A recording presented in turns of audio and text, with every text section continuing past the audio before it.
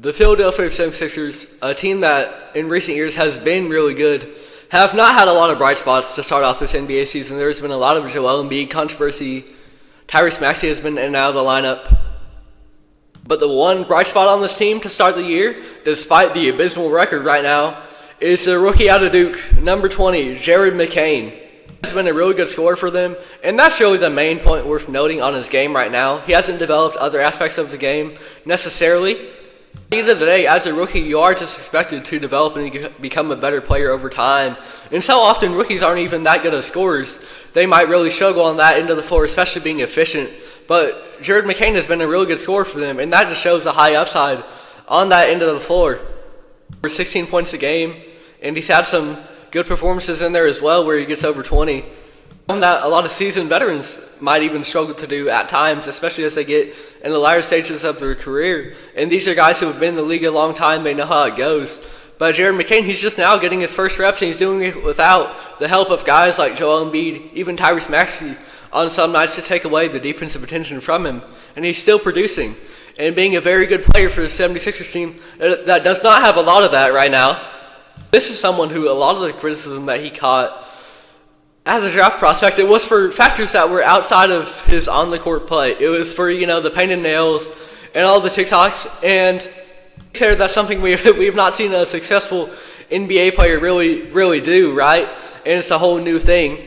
And you have to kind of gauge how to analyze it. But at the end of the day, as long as it doesn't become a distraction from what he's doing on the court, and he's still able to focus when he's on there playing for the Philadelphia 76ers on that home court, and I don't think it's too much of a problem. I don't think it should take away from what he's doing for the team. Doing for that team is looking like a real foundational piece for them, because even Paul George, who was expected to be in this big three with Joel Embiid and Tyrese Maxey, he's dealt with injuries to start the year too. And from what we've seen from Paul George in recent years, especially in the playoffs, is that his play has declined. He's not the same Indiana PG, early on Clippers PG. He is not that same player.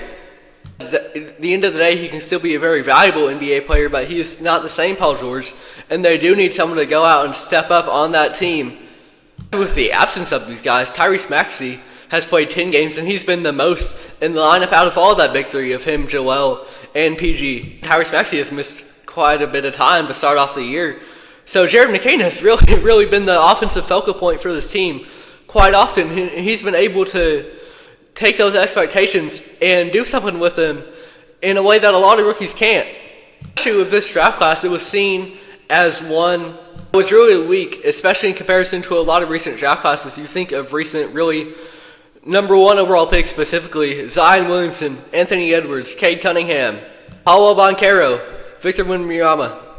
They're guys who, Cade Cunningham obviously hasn't had the most success, being on a lacking Detroit Pistons teams who just haven't got a lot of wins.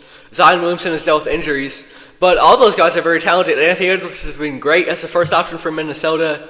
Wemby looks great. He's had a bit of a rough start to his second year, but the Spurs, they look like they're just developing his threes, and that's why he's been taking a lot more. Same thing that they did with Jeremy Sohan in his point guard experiment last year. It's the same kind of thing for Wemby. It might hurt his individual production, but at the end of the day, they expect it to help his development in the long run, so I'm not worried about Wemby. Paul Banchero has been great for the Magic.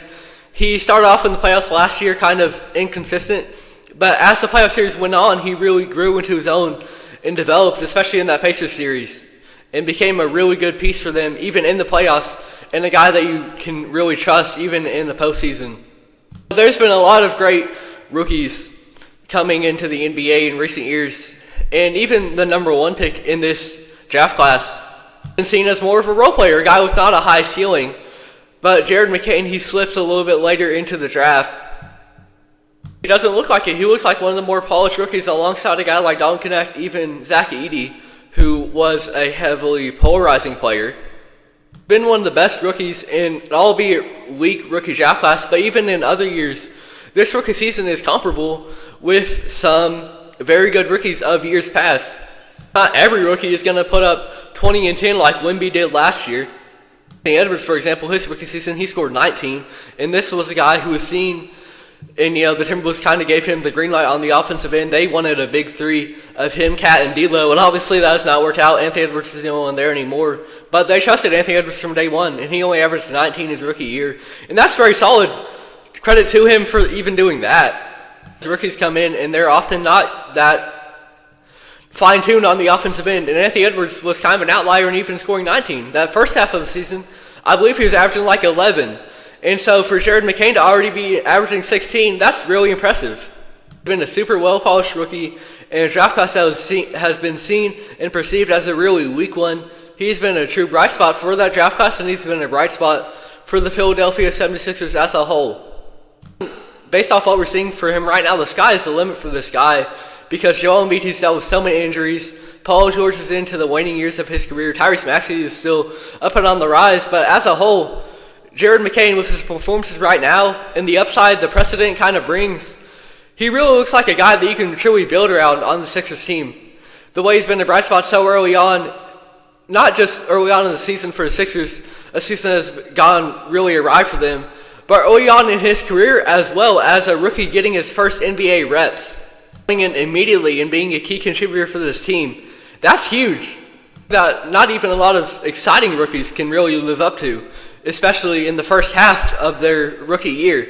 And Jared McCain has already gone out and done that. So I think he can be, and is really showing that he can be a foundational piece for the Sixers team going into the future, especially when guys like Paul George, guys like Joel Embiid, there's a lot of distractions off the court with them.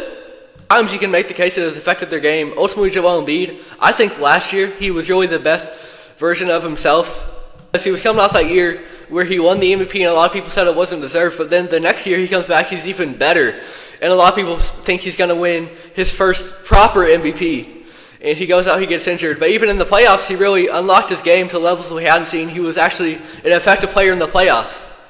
There's distractions, there's some media controversy, shoving a reporter. There was a team held a meeting led by Tyrese Maxey, who was the one taking accountability, not the guy who's been the leader on the 76ers team for so long.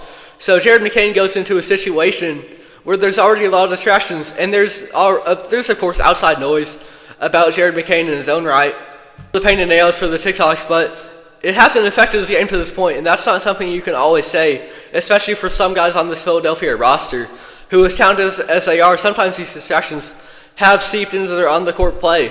And so Jared McCain comes in, and he looks like a foundational piece for this team, a model of stability on a team that doesn't have a lot of them. And it's really just him and Tyrese Maxey right now, having all that responsibility from day one as a rookie who was a part of a draft class that was already seen as relatively weak, and coming in and being an instant contributor. Jared McCain looks great for the 76ers.